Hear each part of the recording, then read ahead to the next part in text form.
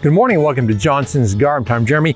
It was a great summer this year, mild, but our turf area still had some pressure from some past armyworms and some fungus. So now it's a great time for helping that lawn recover, overseeding it, and we're going to talk about the right products to do that with. Of course, we're coming out of a several year-long drought, some water restrictions. So now it's going to be a great time to kind of rejuvenate a fescue lawn if that's what we've got in our turf. And really all starts with the quality of seed that you're going to put down. And seed is really, it can be an investment, but it's really one of the cheapest things in getting our lawn overseeded, and spending a little bit more money on quality seed is going to make a world of difference. And we have our own special blend that you've helped actually develop, and this comes from research from Kansas State University on the West Coast, where they test these different varieties and come up with a blend of just fescues in this that would do very, very well in our area. These are drought tolerant fescues, a blend of 4 or 5 different varieties in the mix, but high germination,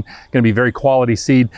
People wonder, well, what if I want everything to look the same? The fescues, you're not gonna be able to tell the difference, but some may perform a little better in drought, some may perform a little better with fungal pressure. So when we blend those together, it makes a really nice lawn. And I like the newer fescues too. They do have a tendency to maybe spread a little bit. I mean, they're not going to be as much clump as like the old K31 and the older varieties did. Ours is going to be a very clean seed, not going to have weed seed in the label, and also not going to have other crop, which is an important thing. So might also look at what we need to do to establish a lawn. So if we've got a lawn, just kind of has some thin spots, we're going to go in and scalp that down. That's the only time of year you're going to run the mower about as low as it will go. And that's going to allow you to get good seed to soil contact and let that seed get right down to the soil. And then we want to scratch that in, whether you rent a verticutter or just use a landscape type rake. That's going to help get that seed right in the soil. I seeded it recently, and then within about a week, I started seeing that new grass seed come up.